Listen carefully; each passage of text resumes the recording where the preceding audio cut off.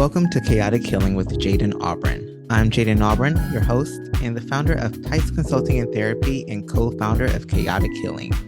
I am a Black, Indigenous, queer, non-binary, ethically non-monogamous, kinky healer that offers psychotherapy, personal training, nutrition counseling, holistic health coaching, and consulting. I am here to give you a fresh new perspective on healing that is kind of chaotic, but also kind of fun. So, welcome to the journey. Lego.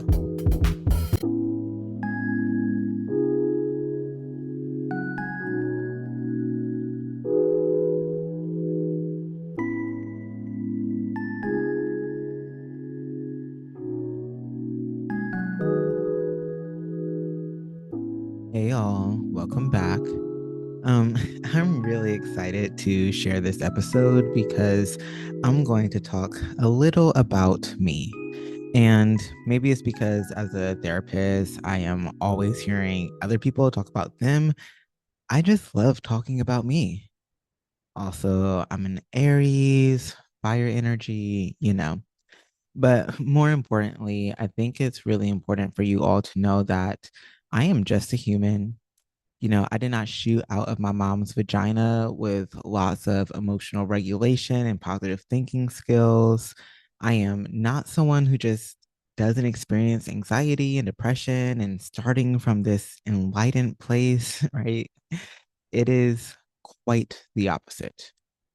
And so I think it's really important for you all to see the human in me, to know that, if I'm a human who has been able to learn these skills and overcome things, that you are also a human that can learn skills and overcome things. I think it's also really important to be vulnerable. And I think that understanding a bit of my journey can really inform how I got here and why I believe the things that I do. And I'm not just talking out my ass because I have applied a lot of these skills to myself and obviously to others as a therapist. So, enough like awkward, anxious pre ramble.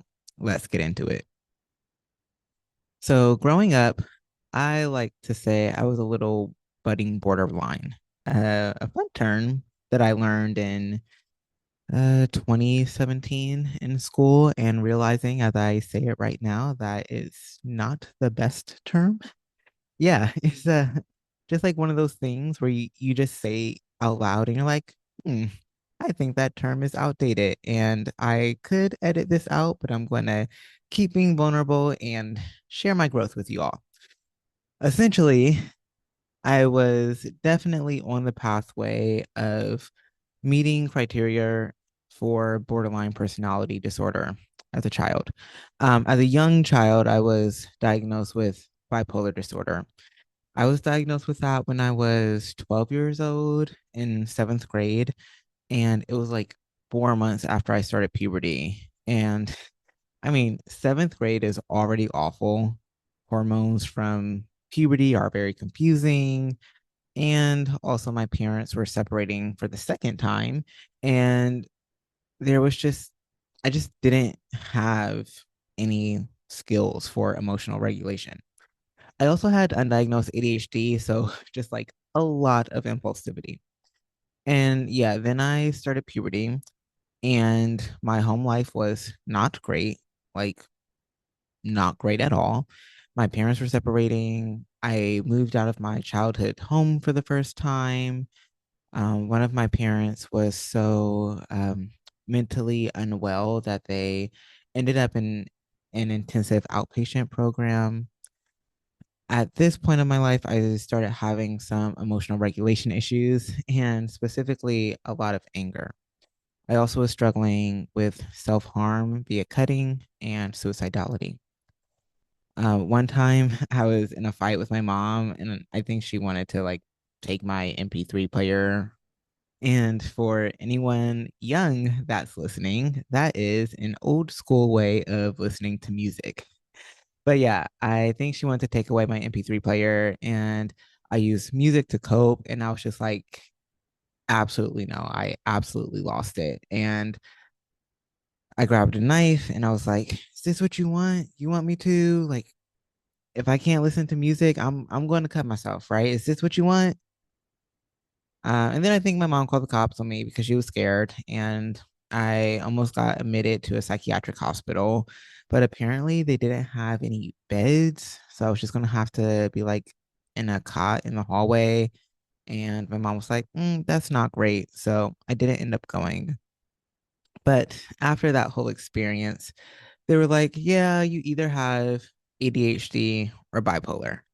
And my mom's diagnosed with bipolar, my dad's diagnosed with ADHD. So I was like, well, yeah, that checks out. And my mom's like, nope, they're just like me. So it's probably bipolar. Spoiler alert, it wasn't bipolar, but regardless, they went ahead and medicated me for bipolar right away. Did I learn any coping skills first? No. Did I do therapy? Kind of.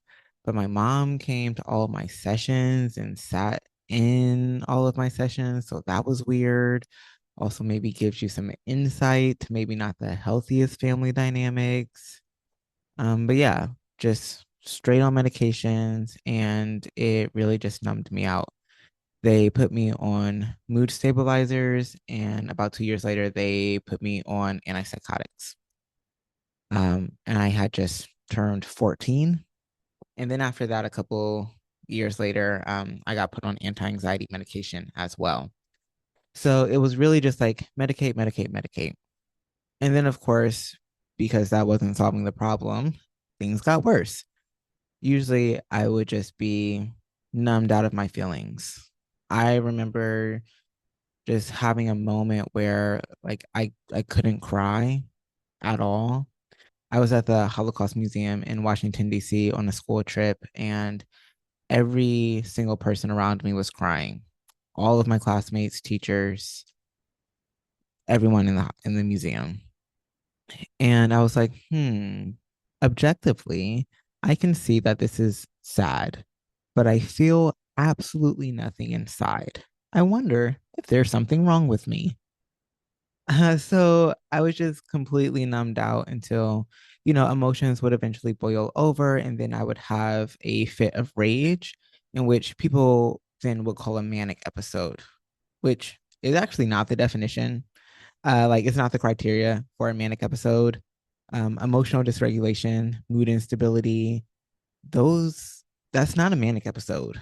Rage, temper tantrums, those aren't manic episodes. Anyways, I would just have these big temper tantrums, and I didn't have any skills to emotionally regulate.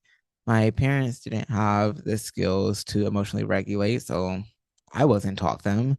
And I was fine at school. I didn't really have outbursts at school, but I would just lose it at home.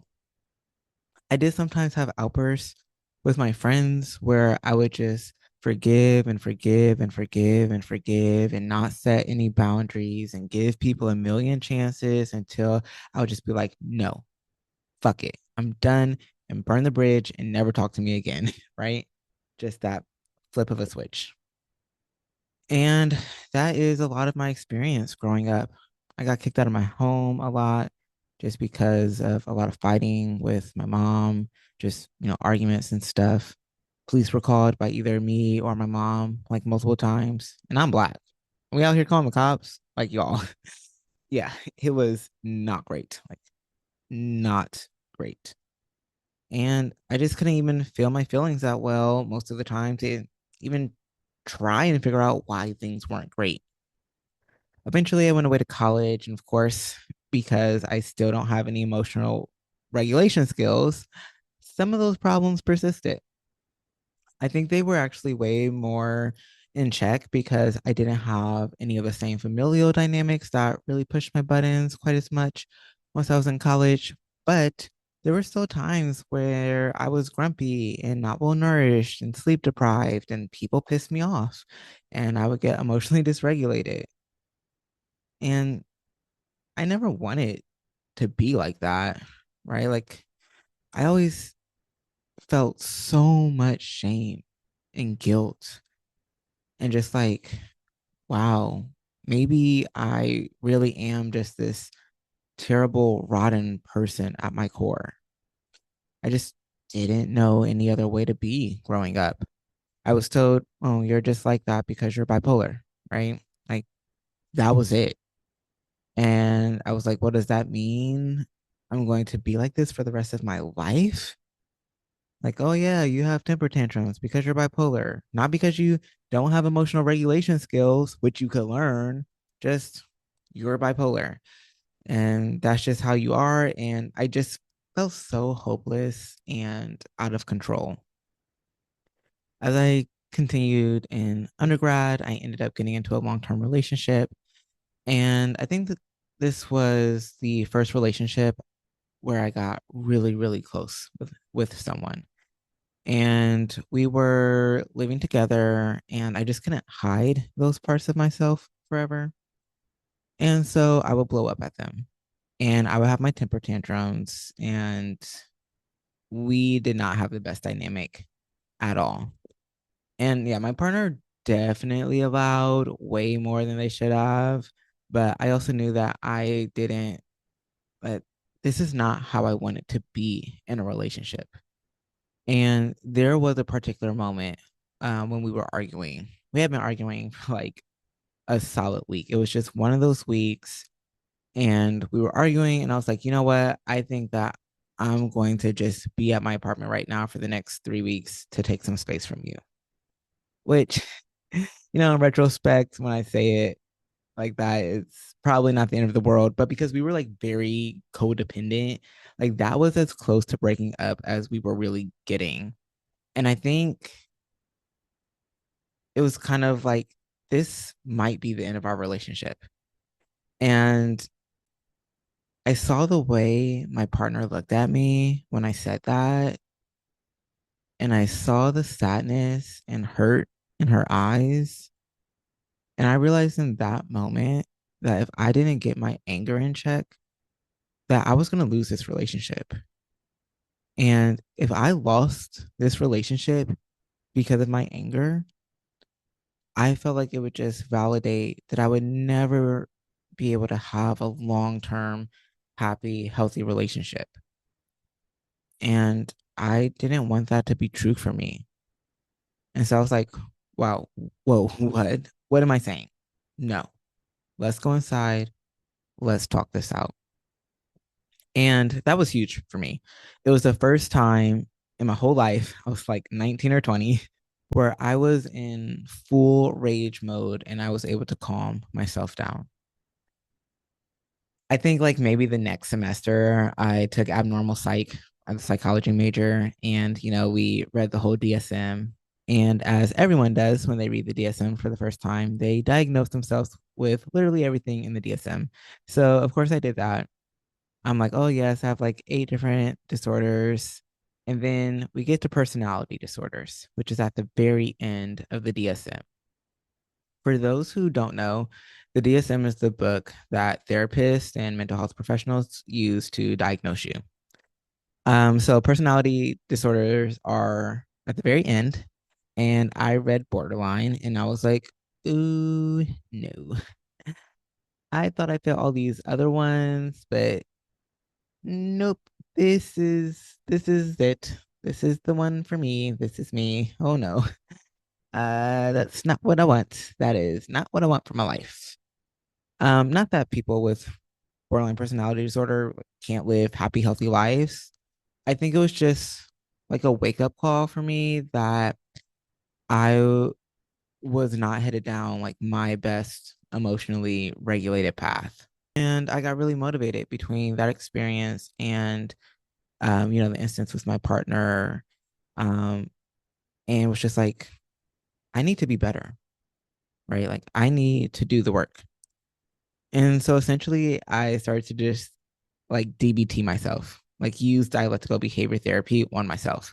But I didn't actually know what DBT was. I was trying to improve my distress tolerance and emotional regulation skills, but I was too embarrassed to tell anyone or ask for help. So I was just doing it all on my own. And yeah, there would just be so many times where, I don't know, I asked a friend if they want to hang out and they said that they were busy.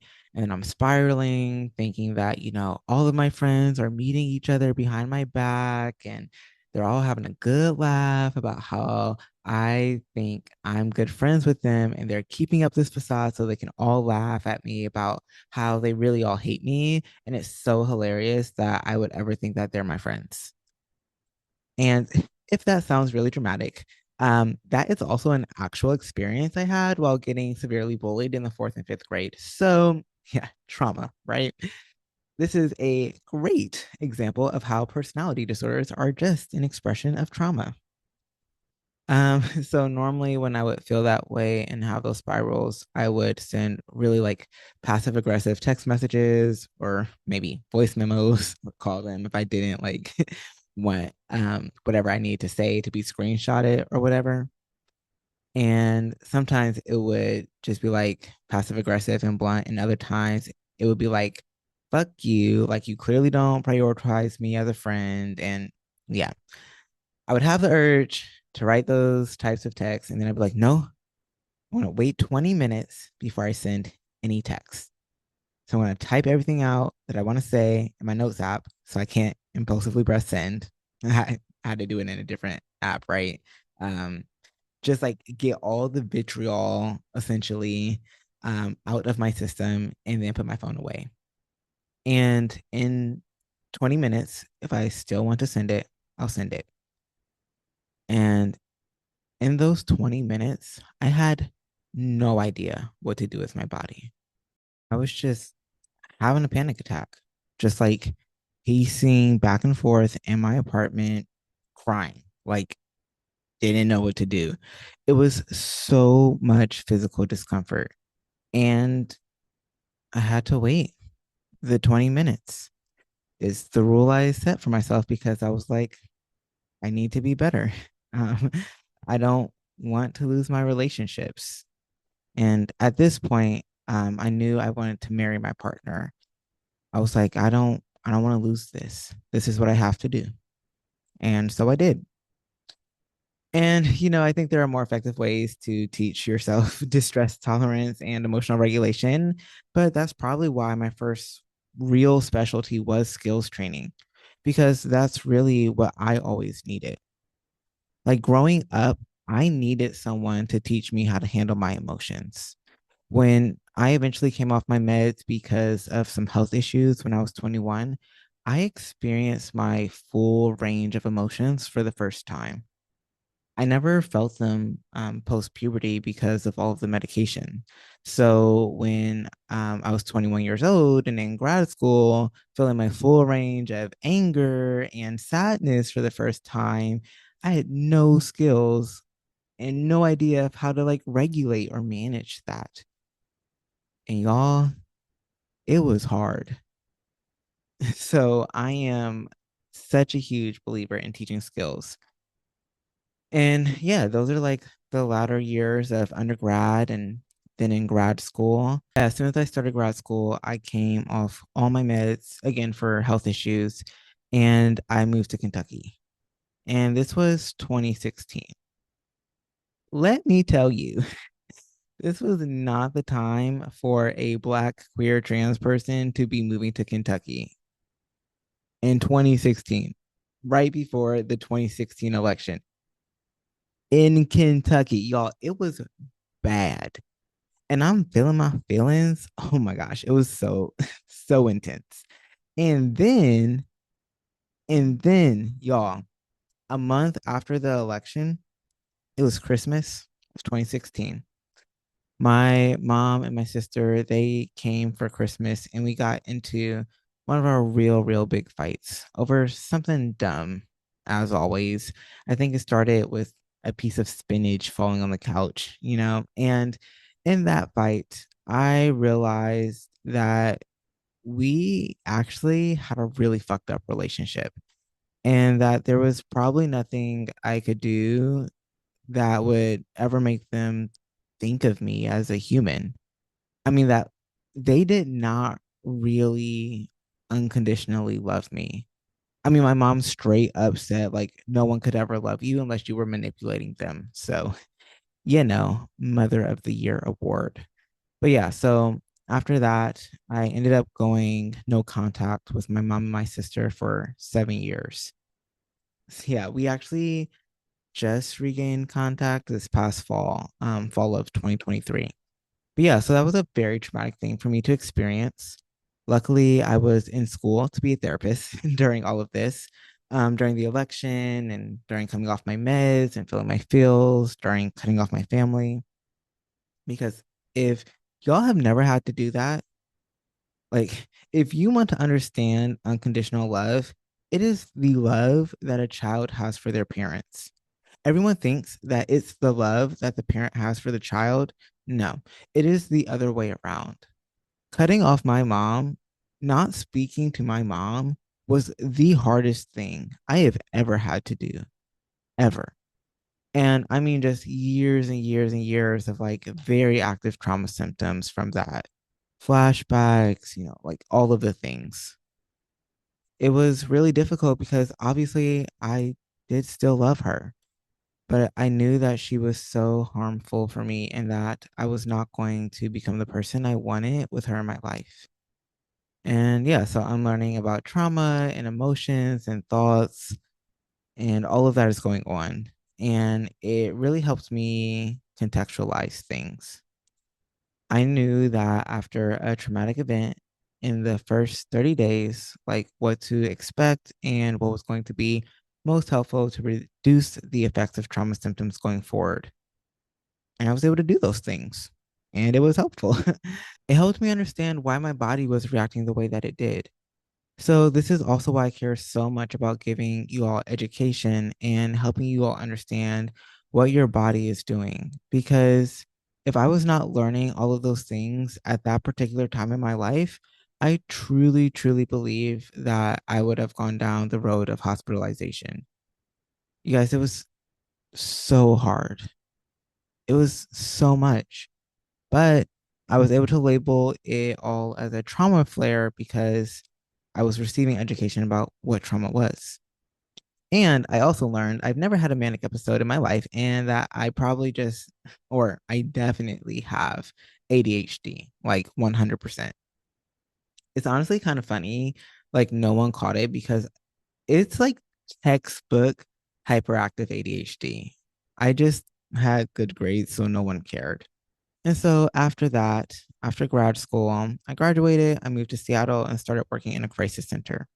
I couldn't really do like traditional therapy because people were only there for a max of 17 days. So I ended up doing a lot of skills training, which I was still learning and experiencing myself. So I was very motivated to learn new skills and practice them myself because I was still trying to. I mean, this was what, 2 years after I came off medication.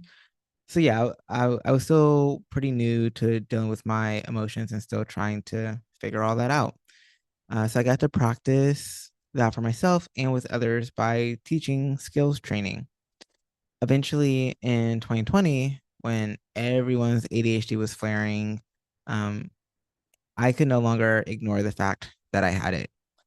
I also didn't want to go on medications because I had a pretty traumatic experience with medications in the first place, right? With all of the numbing and the health issues that came with them.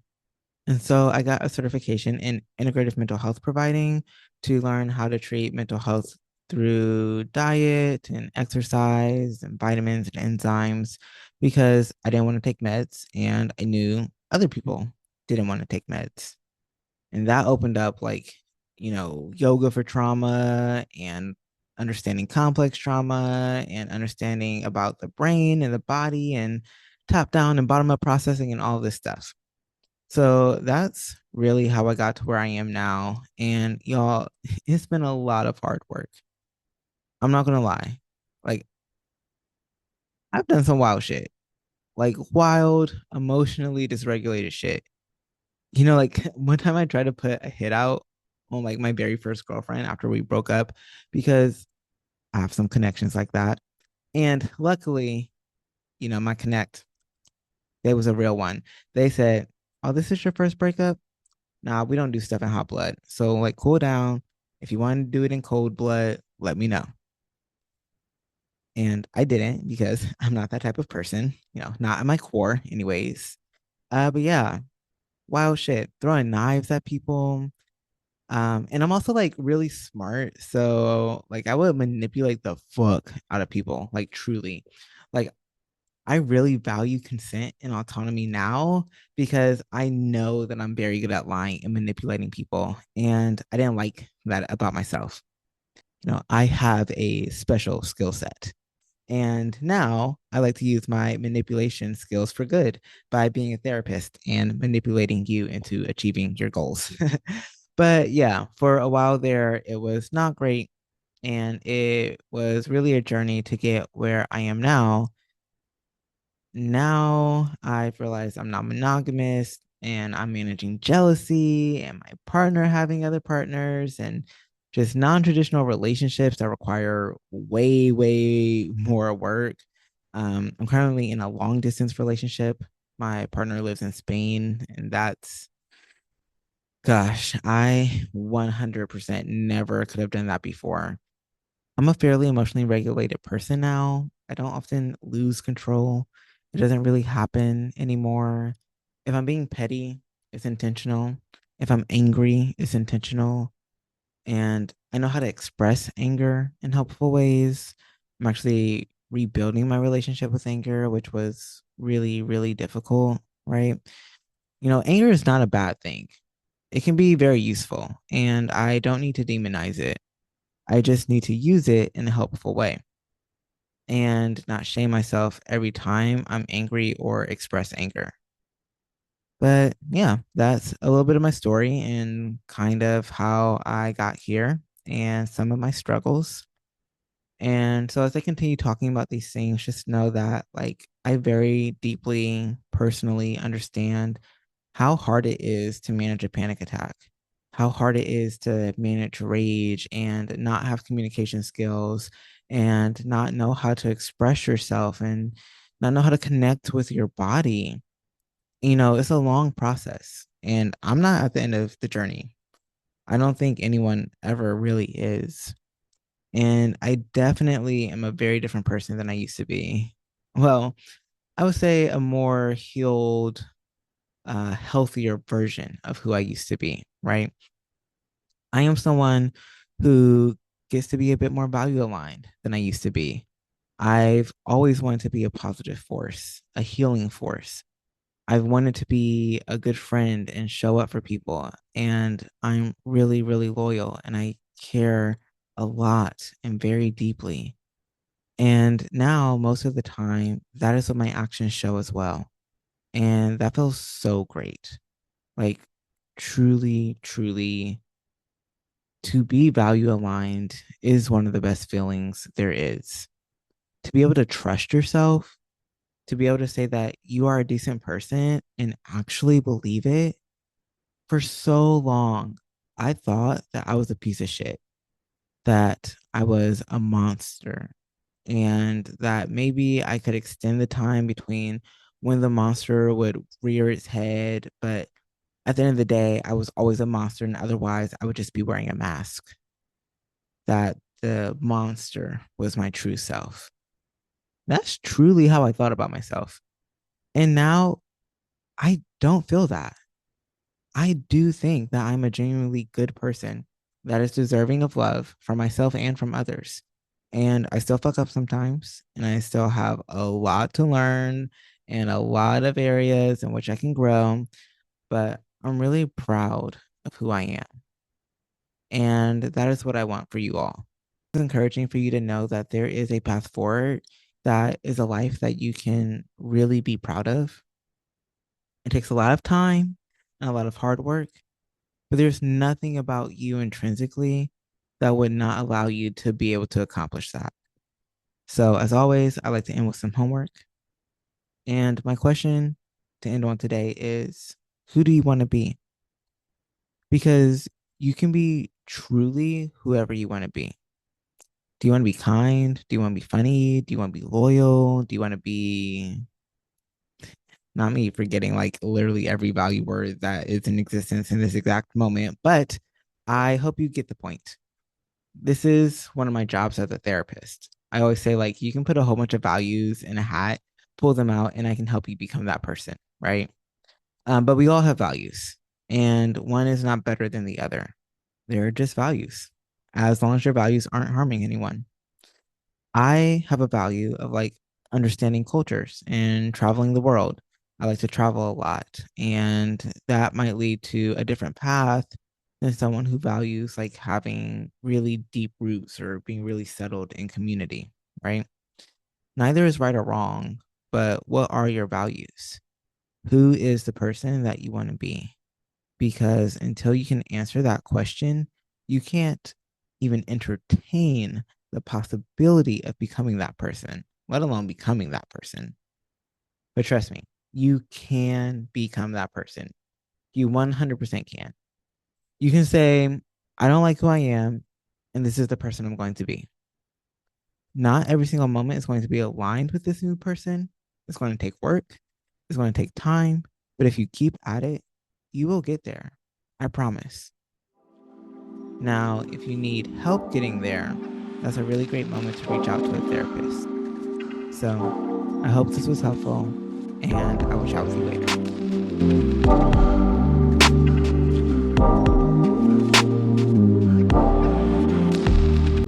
Thank you for listening. If you like this episode, please subscribe, rate the show, and share it with a friend. And if you would like to support this podcast even further while learning fun tools of chaotic healing, you can join our Patreon for as little as $5 a month. You can also purchase fun and provocative t-shirts, hoodies, mugs, and stickers over on our Etsy shop. Don't forget to follow me on IG and Facebook for tons of free content to stay connected and just say hello. You'll find all those links below in the show notes. The theme music was created by Hyperius Blake, and Rio Horcasitas Auburn helped with visuals and production. Above all else, thank you for being on the journey with me, and I'll chat with you next time.